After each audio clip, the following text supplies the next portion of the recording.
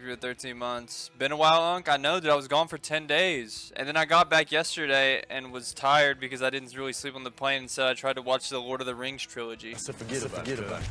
Europe was pretty lit, bro. It was fun as hell. Don't put that in the video link. Leave that part out. So basically, this is 1 page of notes, 2 pages of notes, 3, 4,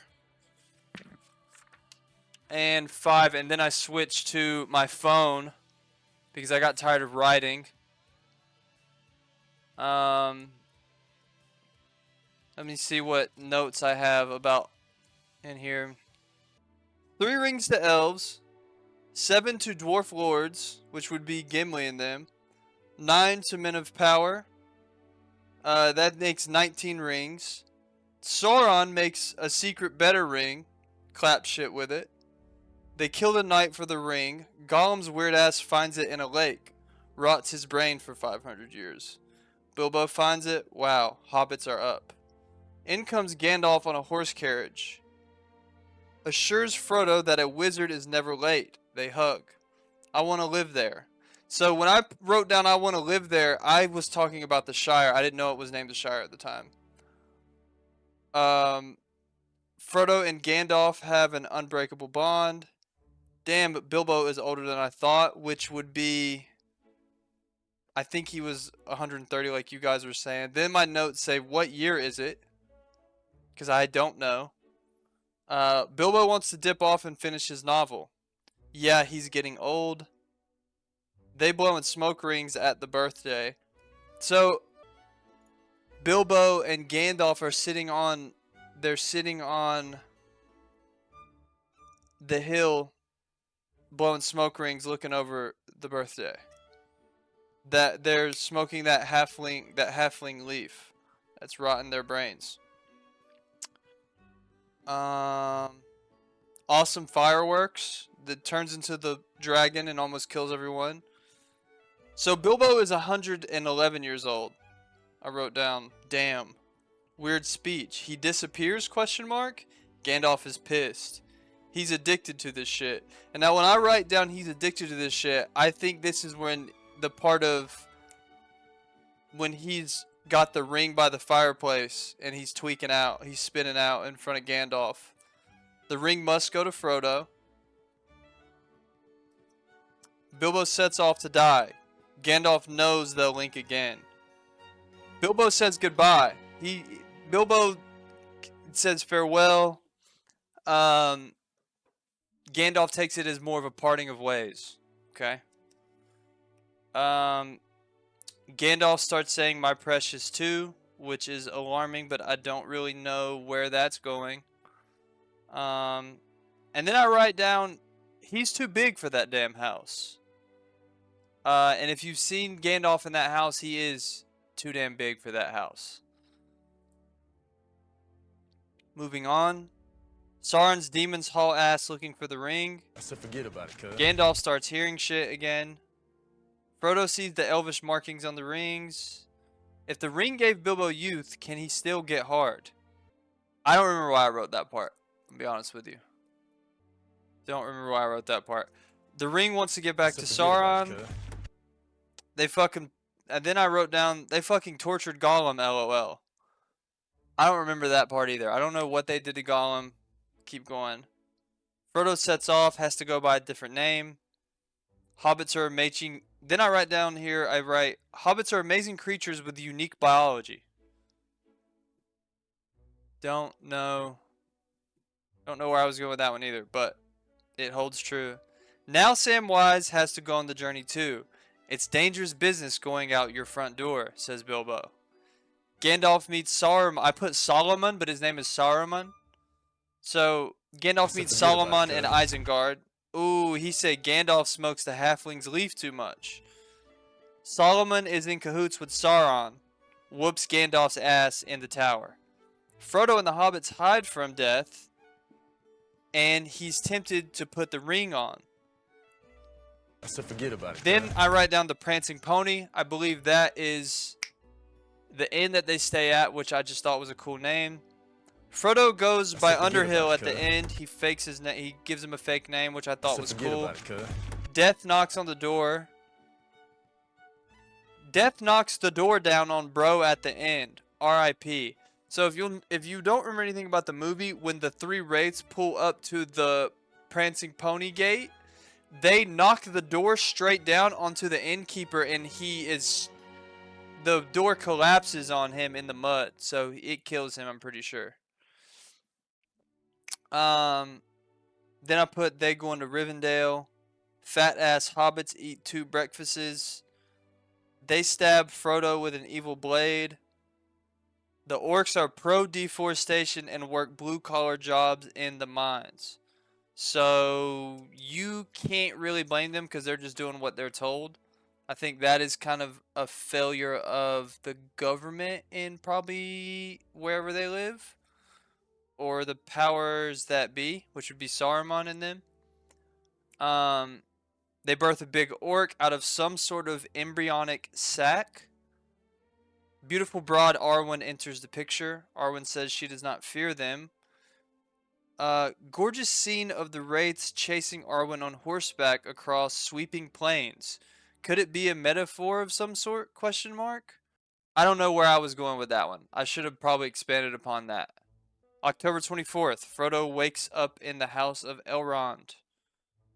Saruman suspends Gandalf mid-air at the top of that tower and tells him to embrace the power of the ring or else. Bro jumps off onto a hawk. So you have chosen death, he says. I didn't see that coming when he jumps off into the hawk. That was pretty epic. Crazy hairline is introduced. Fast forward, I believe that is Arwen's dad. I just saw the Norwood 4. Didn't know the name, but you know who I'm talking about. Elrond is heaven. It looks like heaven. Elrond looks like heaven. There's waterfalls and this kind of hazy light everywhere that reminds you of heaven. Bilbo is back. Then I write, is Bilbo Frodo's dad? Is Bilbo Frodo's dad? Are they related? It's his uncle. Okay. It's his uncle. So we never meet Frodo's dad. Saruman is crossbreeding orcs with the working class ogre men. Fuck. Elrond has had that hairline for 3,000 years. Okay, this is a crazy one, dude. This was what stuck out to me. Elrond is over 3,000 years old and has had that hairline for that long because it does a flashback to where he's fighting in the beginning where the ring gets chopped off the finger. He's still got the Norwood 4. So it's probably just a mature hairline. Not necessarily receding, just mature. Distinguished, if you will. Elrond says men won't destroy the ring. Isildur kept it 3,000 years ago. Strider is Isildur's heir, I think. He's in a relationship with Arwen. Turns out Strider ends up being Aragorn. Okay? She becomes mortal to be with him. I don't think that's true, though. I think I got that part wrong. Okay, so he is Aragorn, son of Arathorn. He's an heir to the throne of Gondor. Ring must be destroyed. Gimli's fat ass tries to break it with a hammer, LOL. This is when at this point I fall in love with Gimli. Because he hears immediately, we gotta destroy this ring for the fate of humanity. And he's not even thinking it can't be destroyed. He's like, let's hit it with a big ass hammer and fucking let's smooth the playing field out. Doesn't work, shatters the hammer. Then the guy that dies, Boromir, says, one does not simply walk into Mordor. Those who know. They're fighting over which race gets the ring. Okay, that's what I'll say about this movie. A lot of racism. A lot of racism back then. They throw racist remarks at Gimli constantly. Constantly. I know you know what I'm talking about. And we'll keep going. Frodo steps the hell up. Goat. Fellowship of the Ring is established. Pippin is an idiot. I don't know why I wrote that, but Pippin is an idiot. Then I write, I feel bad for Bilbo. Fast forward, I don't think I do anymore. The hobbits walking barefoot in snow. Boromir wants the ring. Avalanche. To the mines they go. Moria. Goddamn Kraken. Okay, so this is the part I think where they walk into the mines. There's like a Kraken that that appears for like a sec. I don't really know what that was about. 4-day journey through the mines. Gollum's weird ass appears. Many that live deserve death. Many that die deserve life. I don't even know who said that, but that was a powerful quote that really struck me. Pippin blows the spot again. Pushes a skeleton down the well. This is what I was talking about. Pippin's an idiot. Pippin is a jackass. Pippin almost gets them killed here. And low-key almost did get Gandalf killed, but we'll get to that later. They fight an orc in the mines. Aragorn gets knocked out. Frodo gets stabbed again by a giant orc. Mithril chainmail saves him. Shout out Bilbo. A damn Balrog shows up. I didn't even know those existed outside of MapleStory, but that's cool that they do. They almost die on the stairs. Gandalf kills the Balrog. Gandalf dies. Fly, you fools, he says, meaning don't save him. It's too late for him. They walk up on blonde archers who were the elves, I think. And then the elves say something racist to Gimli about his size. Off bat, just they don't even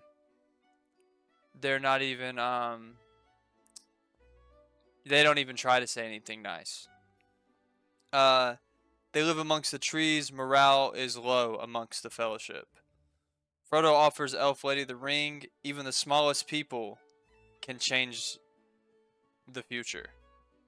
I thought that was cool. She doesn't say the smallest people. She says even the smallest person can change the future. And I think that is beautiful because it extends further than Middle Earth or the Lord of the Rings universe. She gives Frodo Namari's star, which I don't really know what that does.